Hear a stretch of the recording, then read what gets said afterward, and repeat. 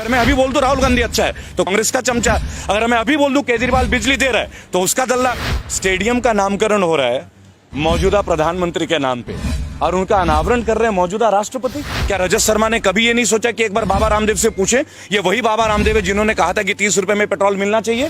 केवल एनडीटीवी को छोड़ के कोई क्यों नहीं दिखा रहा है, या यूट्यूबर्स को छोड़ के कोई क्यों नहीं दिखा रहा कि चाइनीज कंपनी को 50 परियोजनाओं को ग्रीन सिग्नल मिलने वाला है? अनुराग ठाकुर का है जी, और इनके पास तो पूरी स्ट्रैटेजी है। निर्मला सीतारमण जैसी स्पीयर हेड है, स्मृति ईरानी जैसे स्पीयर हेड है, सनी देओल जैसे स्पीयर हेड है, कंगना जी है, अक्षय कुमार है, सुनील शेट्टी भी ताजा जुड़े हैं इनसे, अजय देवगन भी जुड़े हैं। तो ये क्यों नहीं उसको ग्रोथ में ले आ पा रहे? क्या आपने ईमानदारी कैसे कौन सा खड्डा खोदा है जो आपको 3-3 पेंशन मिल रहे हैं? उनको बताइए ना, उनकी ज्वाइनिंग क्यों नहीं दे रहे हैं? Medical fit, physical fit, written test pass किया, कोई टेस्ट और बचा नहीं तो जॉब क्यों नहीं दे रहे हैं? और आपके पास वैकेंसी है। अमित शाह जी मास्क पहनते हैं क्या? अंजना सिंह पहनती है क्या आज तक में? ये रूल हम जैसे सिविलियंस के लिए 2000 रुपए का चालान गाल पे चाटा नहीं लगता। अब ये चौथा केस है। आप देखिए, इनको आरटीआई से ही हराएंगे और चौड़े में हराएंगे इनको।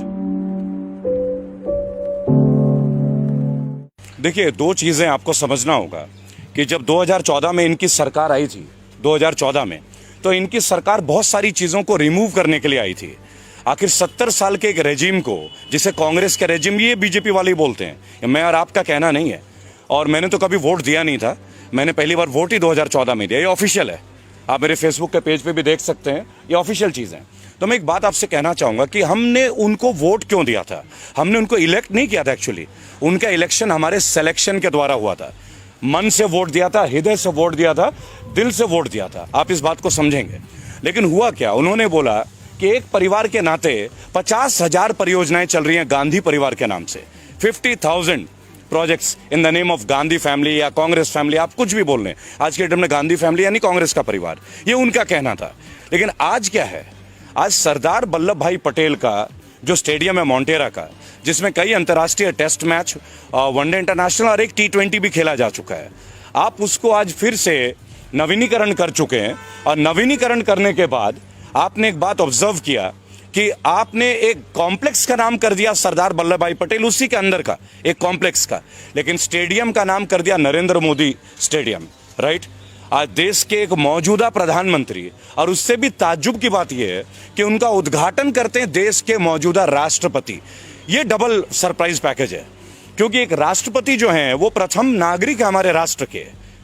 आज किसान आंदोलन में 200 से ज्यादा लोगों ने शहादत दी है, 200 से ज्यादा लोगों ने। उनके लिए किसी को समय नहीं मिल रहा है, लेकिन राष्ट्रपति महोदय को इस कोरोना काल में एक स्टेडियम का अनावरण करने का समय मिल रहा है। और आप वो दौर देखिएगा किस तरीके का, मास्क पहन के लोग जा रहे हैं, स्टेडियम का नाम रखा जा रहा है, अंबानी कॉर्नर भी है, अडानी एंड भी है। ये भी आपको बता देना चाहूंगा। एक सवाल लोगों के मन में केवल ये रह गया, 23 तारीख को मैं कलकत्ता था, मुझे पता चला कि माननीय मोदी जी भी कलकत्ता पहुंच रहे हैं, तो मैं शहीद मीनार में था, मेरी वहां कॉन्फ्रेंस थी और नेताजी सुभाष सेना के लोगों ने मुझे इन्वाइट किया था। उन्होंने जाके नेताजी सुभाष चंद्र बोस के बारे में कितनी ही बातें करी। 23 जनवरी, उन्हें जब भी किसी राज्य के कोई नेता की याद आती है ना, वो तुरंत फ्लाइट लेके पहुंच जाते हैं। अगर उनके दिल में सच में ये भक्ति होती है नेताजी सुभाष चंद्र बोस के लिए, या चंद्रशेखर आजाद के लिए, या प्रफुल्ल चाकी के लिए, या अशफाकुल्ला खान के लिए, किसी भी हमारे शहीद आजम भगत सिंह के लिए, तो क्या ये स्टेडियम उनके नाम में नहीं करना चाहिए था? अगर वो ये करते तो हमें ये लगता कि नहीं, ये राजनीतिज्ञ नहीं है, ये नेशनल लीडर है। नेशनल लीडर, केवल प्राइम मिनिस्टर नहीं है। हमने मोदी जी को as a prime minister selection नहीं किया था, हमने उनको सिलेक्शन किया था एज अ नेशनल लीडर, कि एक साधारण व्यक्ति भी बिना खानदानी पॉलिटिक्स का, बिना पैसेपति, बिना पूंजीपति परिवार के, क्योंकि वो खुद को चाय वाले बताते हैं, राइट, तो वो प्रधानमंत्री बन सकते हैं। क्या फर्क रहा जब 2010 से पहले मायावती जी ने दलित प्रेरणा स्थल में अपना स्टैचू लगाया था, अपनी प्रतिमा लगाई थी। उन्होंने लोगों से आह्वान किया था कि मुझे पूजो, मुझे पूजो, ये कहा था। लेकिन तब यही लोग थे जो विरोध करते थे। आज इनको क्या हो गया भाई? आज अब अपना नाम की पूजा नहीं करा रहे हैं क्या? इस वक्त उनकी उतनी उम्र हो गई है, अब बहुत जल्दी आप ये भी देखेंगे कि भारत रत्न आपको ना मिल जाए, क्योंकि जिस देश में मौजूदा प्रधानमंत्री के नाम पे स्टेडियम होता है और उसका अनावरण मौजूदा राष्ट्रपति करते हैं, तो कहीं ना कहीं सबको टेंशन होती है। महंगाई पे देखिए, देश के असली मुद्दे इस वक्त स्टेडियम नहीं है। देश का असली मुद्दा अगर आप देखना चाहें, कोई भी नेशनल मीडिया जो हमारी बेसिक मुद्दे उन पे चर्चा नहीं कर रहा है। क्यों ना चर्चा करे महंगाई के ऊपर, क्यों ना चर्चा करे बेरोजगारी के ऊपर। ये वही जगह है जहां हमने प्रोटेस्ट किया था 14 तारीख को। और ये वही जगह है जब 22 तारीख को लाठियां भांजी गई एसएससी जीडी के बच्चों के लिए। क्या दोष है उनका? 50 लाख लोगों ने फॉर्म भरा, 50 लाख लोगों ने। 100 रुपए का फॉर्म था, अरबों रुपए कलेक्शन होते हैं। देश का सबसे बड़ा घोटाला है। कौन कहता है कि सरकार घोटाला नहीं करती? सबसे बड़ा घोटाला है फॉर्म घोटाला। अरबों रुपए कलेक्शन करते हैं आप टेस्ट के नाम पे, फॉर्म के नाम पे। और खुद नित्यानंद राय जो राज्यसभा के मंत्री है वो कहते हैं कि 1.25 लाख वैकेंसी है, तो 54,000 को क्यों ले रहे हो? जिन लोगों ने रिटर्न टेस्ट दे दिया, मेडिकल टेस्ट दे दिया, फिजिकल टेस्ट पास कर दिया और कोई टेस्ट बचा ही नहीं, इसके ऊपर कौन बात करेगा? क्या राष्ट्रपति महोदय को मैं ज्ञापन देने गया था आपकी जानकारी के लिए। 14 तारीख को राष्ट्रपति महोदय का मैंने ज्ञापन दिया है एसएससी जीडी के अभिभावकों के साथ, उनके बच्चों के साथ। मैं स्वयं था। प्रत्यक्ष प्रमाण को आवश्यकता नहीं कि आपको इस पुख्ता सबूत दें। क्यों नहीं उनके बारे में बात हो रही है? केवल एनडीटीवी को छोड़ के कोई क्यों नहीं दिखा रहा, या यूट्यूबर्स को छोड़ के कोई क्यों नहीं दिखा रहा? और कल से ओटीटी और हमारे यूट्यूब के ऊपर भी पाबंदियां शुरू हो रही है। पता है ये सब क्यों हो रहा है? वो कहते हम कांग्रेस मिटा देंगे, वो कहते हम ये मिटा देंगे। अरे आपको मिटाने की क्या जरूरत है भाई? आप अपने काम को इतना अच्छा कर लो ना कि दूसरे भी आपको जुड़ जाएं। ये भी आपको समझना होगा। आपका काम सर्वश्रेष्ठ होना चाहिए। अगर आप दूसरों को खत्म करने में सर्वश्रेष्ठ हैं तो इसका मतलब आपको काम करने का आदत ही नहीं है। देखिए, ministry of finance, Anurag Thakur ji के इतने बड़े बड़े स्टेटमेंट थे। आज से 3 दिन पहले आप गूगल पे देखें, चाइना की कंपनीज को 50 प्रोजेक्ट को अब यस सिग्नल मिलने वाला है। ऑफिशियल है, मैं आपको कोई भी मनगढ़ंत बातें नहीं बताता। अब ये 50 जो प्रोजेक्ट्स है, परियोजना है, उधर गलवान घाटी में हमारा चल रहा है। पिछले 1 हफ्ते से आप देख रहे होंगे कि चाइना के अधिकारी निरंतर हमसे बात कर रहे हैं। क्यों बात कर रहे हैं भाई? हम क्यों बात कर रहे हैं उनके साथ? हम वास्तविक जो नियंत्रण रेखा है उसके ऊपर हमें बात करने की आवश्यकता क्या है? जो हमारा है वो तो हमारा है ना, इसके लिए हमें बात करने की क्या जरूरत है? अंतर्राष्ट्रीय लाइन ऑफ एक्चुअल कंट्रोल और लाइन ऑफ कंट्रोल ये आज से तो है नहीं, कोई आजादी के वक्त से है ना। ब्रिटिशर्स ने इस लाइन को खींचा था, तब हमने माना था। और उसके बाद आप बात कर रहे हैं और फिर अभी बीच में आ रही है 3 दिन पहले कि चाइनीज कंपनी को 50 परियोजनाओं को ग्रीन सिग्नल मिलने वाला है। अनुराग ठाकुर का है जी ये, आप देख लीजिएगा, टाइम्स ऑफ इंडिया में देख लीजिए, ट्रिब्यून में देख लीजिए। मेरा केवल एक तात्पर्य है इन सब मुद्दों के दौरान कि देश में स्टेडियम का नामकरण हो रहा है मौजूदा प्रधानमंत्री के नाम पे, और उनका अनावरण कर रहे हैं मौजूदा राष्ट्रपति। वो राष्ट्रपति महोदय जिनको 200 लोगों की शहादत पे वक्त नहीं मिल रहा है, वो राष्ट्रपति महोदय जिनको मुरादनगर में एक, आप बोलते हैं ना कि हम प्राइवेटाइज का विरोध क्यों कर रहे हैं, आपको उदाहरण देंगे कि क्यों हम लोग उदाहरण दे रहे हैं कि आपको सरकारी संपत्ति आप क्यों बेच रहे हैं, उसके ऊपर उदाहरण है। आज से महज 1.5 महीने पहले मुरादनगर में एक परिवार का अंतिम दाह संस्कार था। आप सब यूट्यूबर्स आप परिचित होंगे इस समाचार से, और कई परिवार गए थे उनके अंतिम संस्कार के लिए। और 2 महीने पहले वो शवगृह बन के तैयार हुआ था, उसका जो भवन है, अचानक से छत गिर जाता है और 25 लोगों की अर्थी उठती है उसी शमशान घाट से।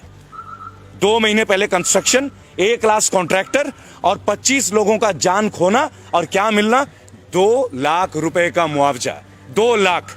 जिस सरकार में सीना चौड़ा करके एक बीजेपी का कार्यकर्ता मिल जाए ना, मैं तो उनके बीच जाता हूं, उनसे एक बात पूछता हूं केवल, आप 5 लाख करोड़ की बात करते हैं कि जीएसटी में आपका कलेक्शन है, और हमारे देश के नागरिकों को 2 लाख रुपए का मुआवजा मृत्यु होने पे, वो भी जिसपे सरकारी रवैये के भुक्तभोगी हैं वो लोग, वो भुक्तभोगी हैं, तो इनके ऊपर कब बात होगी? कब बात होगी इनके ऊपर? इनको 2 लाख क्यों? देश तरक्की कर रहा है। आप ये कह रहे हैं कि देश तरक्की कर रहा है, राइट? अगर देश तरक्की कर रहा है तो देशवासियों से तरक्की होती है ना।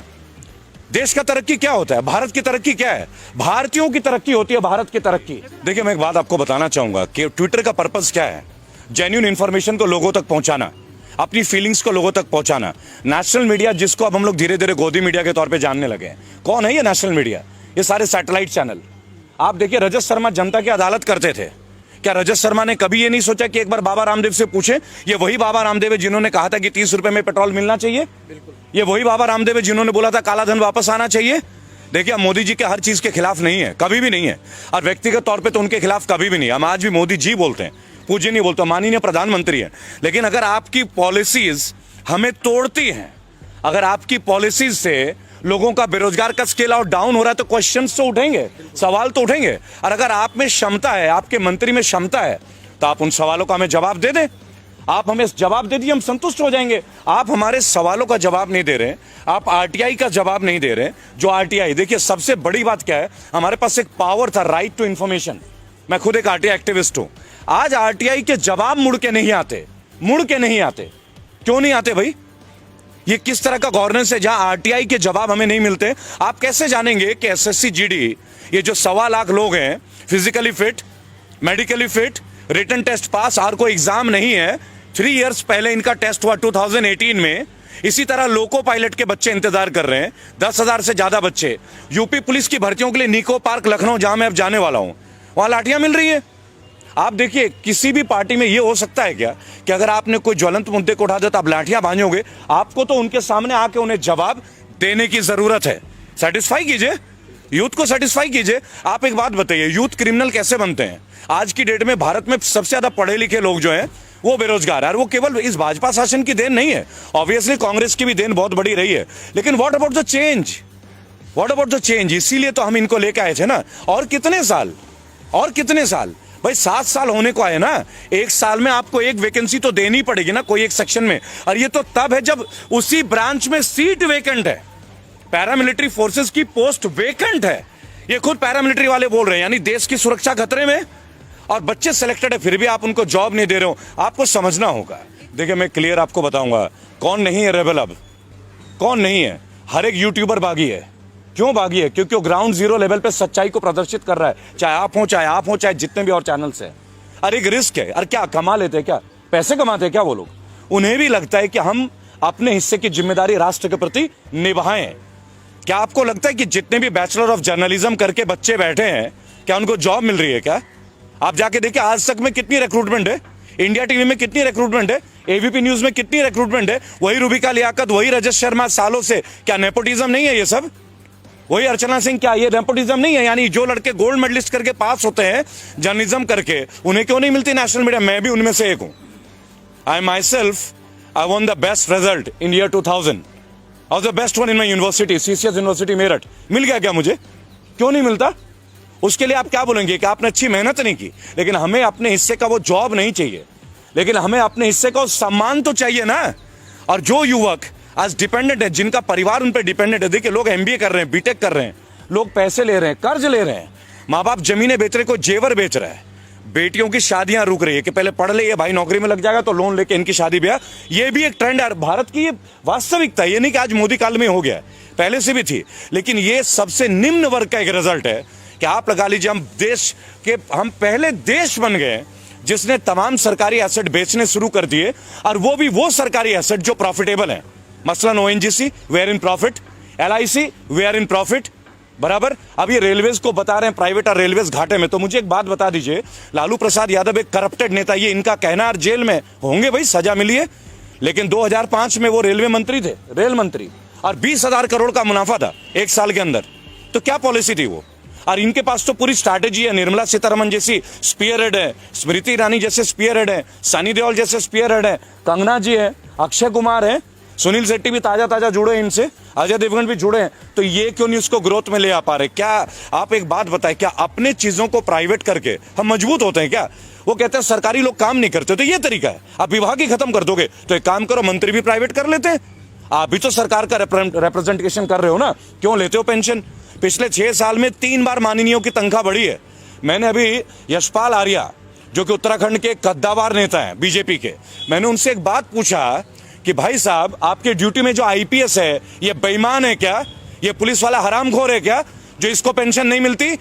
आपने ईमानदारी कैसे, कौन सा खड्डा खोदा है जो आपको 3-3 पेंशन मिल रहा है? जब आप पार्षद थे तब 1, एमएलए थे तब 2, एमपी बने 3 और मंत्री बने 4। यानी आईपीएस के लिए जो 10 साल रगड़ रहा है अपना, दिल्ली में आके कोचिंग ले रहा है, घर से पैसे भीख मांग के ला रहा है, वो ईमानदार नहीं है।